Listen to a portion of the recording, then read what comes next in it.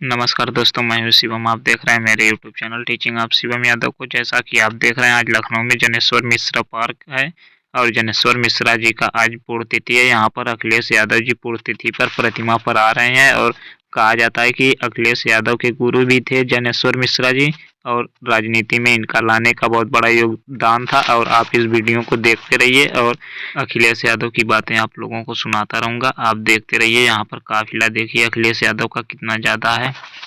पूर्व मुख्यमंत्री राष्ट्रीय अध्यक्ष अखिलेश यादव जी पहुंच रहे हैं। जनेश्वर मिश्रा की मूर्ति पर पुष्प अर्पित भी करेंगे और कुछ बातें संबोधित भी करेंगे। कई सारे मुद्दे भी चल रहे हैं। आप लोग देखते रहिए वीडियो को और काफिला देखिए कितना ज़्यादा है अखिलेश यादव जी का। समाजवादी नेता, समाजवादी चिंतक पंडित जनेश्वर मिश्र जी को हम लोग याद करने आते हैं। थोड़ा सा कैमरा पीछे करिए। आज उनकी पुण्यतिथि है।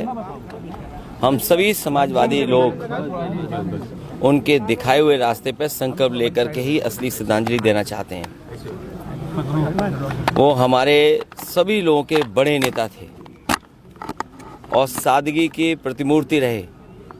उन्होंने जीवन भर सादगी और समाजवादियों के लिए रास्ता खोल के रखा। हम सब लोगों ने उन्हें सुना भी है, बहुत से साथियों ने देखा भी है। समाजवादी आंदोलन को और नेताजी का साथ समाजवादी पार्टी को आगे बढ़ाने में पूरा जीवन उन्होंने लगा दिया। आज हम उनको श्रद्धांजलि, उन ऐसे नेता जिनको छोटे लोहिया के नाम से जाना गया, उन्होंने संघर्ष का रास्ता दिखाया।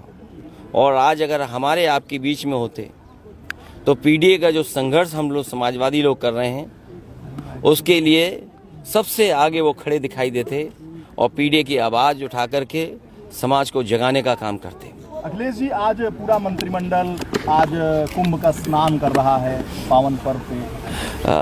कुंभ और प्रयागराज वो स्थान नहीं है जहां पर राजनीति और राजनीतिक कार्यक्रम और फैसले लिए जाएं। कैबिनेट ही पॉलिटिकल है सर। कल ज्वाइंट पार्लियामेंट और कुंभ के स्थान पर कैबिनेट करना ये पॉलिटिकल है और पॉलिटिकल संदेश देना चाहते हैं वो लोग। Sir, joint parliamentary committee Akhilesh ji कब वहां स्नान करेंगे? समाजवादी पार्टी के लोग मन से और आस्था है उनको। हम में से बहुत सारे लोग हैं जो गंगा स्नान कराए होंगे, उन्होंने तस्वीर भी नहीं डाली होगी, कहीं भी ना आपको बताया होगा। सर 31 को सेशन शुरू हो रहा है, उसमें वक्फ अमेंडमेंट को जो ज्वाइंट जेपीसी थी वो सामने रखेगी। कल भी लखनऊ में मीटिंग हुई है। भारतीय जनता पार्टी जहां उन्हें जमीन मिल जाए, और भारतीय जनता पार्टी को हम लोगों ने उत्तर प्रदेश में बहुत करीब से देखा है और लगातार उनके काम करने का तरीका देख रहे हैं। जिस तरीके से भारतीय जनता पार्टी सबसे बड़ी भूमाफिया बनकर के आई है, किसी जिले की आप रजिस्ट्रियाँ चेक कर लो। और अगर ये बात सही नहीं है तो मैं अपने पत्रकार साथियों से कहूँगा कि लखनऊ की जितनी भी रजिस्ट्रियाँ हुई हैं, अयोध्या जैसी धार्मिक धरती, प्रभु श्री राम की धरती, वहाँ की रजिस्ट्रियाँ चेक कर लें, गोंडा तक की चेक कर लें। सबसे ज़्यादा आप भारतीय जनता पार्टी के लोगों को पाओगे ये वक्फ की ज़मीन को केवल कब्जा करना चाहते हैं। ये विवाद ख़त्म नहीं करना चाहते हैं, कोई झगड़ा नहीं ख़त्म करना चाहते हैं। विवाद कैसे और बढ़े, कैसे लोगों को दबाया जाए, कैसे समाज में नफरत फैले, किस तरीके से नफरत का सहारा लेकर राजनीति कर सकें, उस रास्ते पे भारतीय जनता पार्टी चलती है। उसी के लिए समय समय पर वो कानून लाती है। सर, आज दिल्ली कब जा रहे हैं चुनाव प्रचार करने के लिए आप? सर, मिल्कीपुर का दौरा क्यों नहीं? बहुत जल्दी। सर, आज मथुरा मिल्कीपुर हम सब लोग मिल करके जीत के दिखाएंगे। सब आपने कहा था ऐतिहासिक चुनाव होगा, तो क्या कुछ ऐतिहासिक, मतलब अभी सारे बहुत बाई पोल्स हुए, ये वाला सबसे ऐतिहासिक? मिल्कीपुर का इकलौता चुनाव है। भारतीय जनता पार्टी ने अपनी पुलिस आगे कर दी है, एसओसीओ को निर्देश दे दिए हैं, डीएमएसपी पूरा इशारे पे लखनऊ के चल रहे हैं। वहाँ की आम जनता कह रही है, आम लोग, और आप भी जब गए होंगे, आपके सहयोगी गए होंगे, तो वो यही कह रही है जनता कि निष्पक्ष चुनाव होगा तो ऐतिहासिक जीत समाजवादी पार्टी की होने जा रही है। वो बचाना चाहते हैं बेईमानी से, जो उन्होंने बेईमानी बाई इलेक्शन में देखी।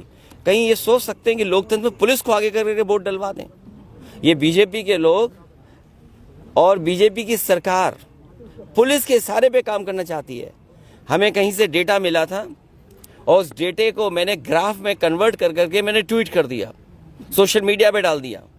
वहाँ के लोगों ने जवाब दिया, लेकिन उसके बाद जब दूसरा डेटा भी मैंने डाला, उसके बाद लगा कि वहाँ के अधिकारी पदाधिकारी और सरकार के लोगों को सांप सूंघ गया। ये जो संस्कृति पैदा की जा रही है डेमोक्रेसी में, अधिकारियों के माध्यम से वोट डलवाने की, ये परंपरा गलत है। कल को दूसरी सरकार आएगी और अगर इसी रास्ते पे चलेगी तो मुझे लगता है कि बहुत सारे इनके नेता वोट भी डालने नहीं जाएंगे। सर केंद्र सरकार पे आरोप लग रहा है कि प्लेसेस ऑफ वर्शिप एक्ट पे वो जान के रिप्लाई फाइल नहीं कर रहे सुप्रीम कोर्ट पे ताकि हियरिंग डिले हो सके। देखिए, प्लेसेस ऑफ वर्शिप एक्ट और जो हमारा संविधान हमें जो रास्ता दिखाता है, हमें सभी धर्मों के बराबर सम्मान करना है।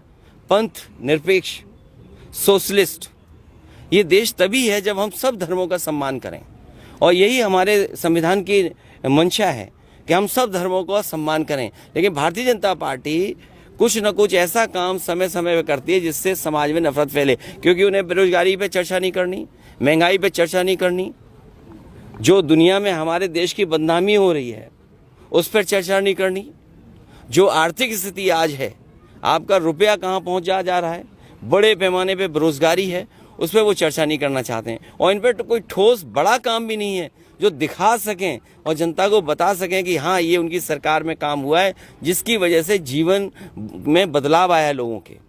सर चरम पर है, आप कब जाएंगे, क्या होने वाला है? दिल्ली में हमारा समर्थन आपको है, इसका मतलब ये मत निकालिए कि हम कांग्रेस के विरोध में हैं। सर बीजेपी लगातार इंडिया गठबंधन उसी के साथ खड़ा है जो भारतीय जनता पार्टी को हरा रहा है। सर भाजपा के लोग पहले बाबा साहब का अपमान किए, फिर उन्हीं से जुड़े हुए लोग पीढ़ी के जितने भी महापुरुष हैं उनका अपमान कर रहे हैं, नेताजी से लेकर तभी बाबा साहब तक सबका अपमान जिस तरीके से हो रहा है देश में, इसको आप कैसे देख रहे हैं? जिसकी जैसी संगत होती है उसके वैसे विचार निकलते हैं।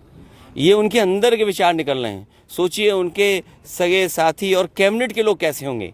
एक तो कैबिनेट जो कुंभ में बैठ रही है, एक दूसरी कैबिनेट भी है जो आप लोग जानते हैं, उसी के ये साथी लोग हैं। सर आज वाइस प्रेसिडेंट का एक सेशन था, उन्होंने यूनिफॉर्म सिविल कोड और इमिग्रेशन पे कहा कि जिस तरह से इमिग्रेंट बढ़ रहे हैं और यूनिफॉर्म सिविल कोड अभी जैसे उत्तराखंड में लागू हो रहा है तो बाकी पूरे देश में होना चाहिए, संविधान में इसका प्रावधान दिया हुआ है, धनखड़ जी ने कहा। देखिए, उन बातों पे चर्चा नहीं करनी चाहिए। अभी अमेरिका ने जो फैसला लिया है कि जन्म से आपको नागरिकता नहीं मिलेगी, तो सोचिए कितने भारतीयों को वापस आना पड़ेगा जो पीढ़ी दर पीढ़ी वहाँ रहते रहे हैं। अगर कहीं ऐसा फैसला हो गया कि अमेरिका में रहने वाले भारतीय वापस आएंगे तो ये सरकार क्या करेगी, उसमें क्या कर रही है सरकार? ये बड़ा सवाल है जो आने वाले समय में बहस का मुद्दा बनेगा। इसलिए जो देश के सवाल हैं, असली सवाल है किसान की आय दोगुनी क्यों नहीं हुई, बेरोजगारों को रोजगार मिला कि नहीं मिला, जो फौज में भर्ती हो रही है आधी अधूरी नौकरी वाली, समाजवादी लोग कभी स्वीकार नहीं कर सकते। तो ये तमाम सवाल हैं जिन पर कोई चर्चा नहीं कर रहे हैं। और सबसे बड़ा सवाल तो उत्तर प्रदेश में आया कि भ्रष्टाचार चरम सीमा पर है। आप लोगों को इतने पैकेज मिलते हैं, उसके बाद भी आप खबर दिखाते हैं। मैं आपका धन्यवाद देना चाहता हूं आज कि इतने पैकेज के बाद भी बहुत सारे साथी कहीं ना कहीं सच्ची खबर दिखाते हैं कि भ्रष्टाचार सरकार में कितना है। 2 दिन 3 दिन बाद हर दिन दिखाई देता है इनके विभाग कैसे लूटे जा रहे हैं, कितने लूट हो रही इनके विभागों में, ऊपर से नीचे तक। और फिर सबसे बड़ा गोरख धंधा तो वो चल रहा है, गंगा एक्सप्रेसवे का तो नहीं कहेंगे अभी क्योंकि वो पूरा नहीं हुआ। ये लोग कह रहे थे कुंभ तक पूरा हो जाएगा। आप बताओ, सब जानते होंगे आप, यही सरकार दावा कर रही थी कि महाकुंभ होगा तब तक गंगा एक्सप्रेसवे बन जाएगा। पूर्वांचल एक्सप्रेसवे में जो लिंक जोड़ा है गोरखपुर, उससे बड़ा गोरख धंधा कहीं नहीं हुआ होगा जो वहां दिखाई दे रहा है। 22 में बनना था, आज से नहीं बन पाया। 7,000 करोड़ की योजना है। तो ये वो सवाल हैं जिसका जवाब भारतीय जनता पार्टी पे नहीं है। घर घर जल, उसमें कितनी उंगली उठी है, पूरे गांव खोद दिए गए। उन बातों को अभी स्पष्ट सरकार के लोग ही किसी न किसी दिन कहेंगे। जिस तरीके से अगर किसी से भ्रष्टाचार के सवाल पूछो तो वो श्लोक सुनाने लगते हैं। किसी विभाग में अगर आप सच्चाई से उन मंत्रियों से पूछोगे तो वो भी आपको श्लोक सुना सकते हैं।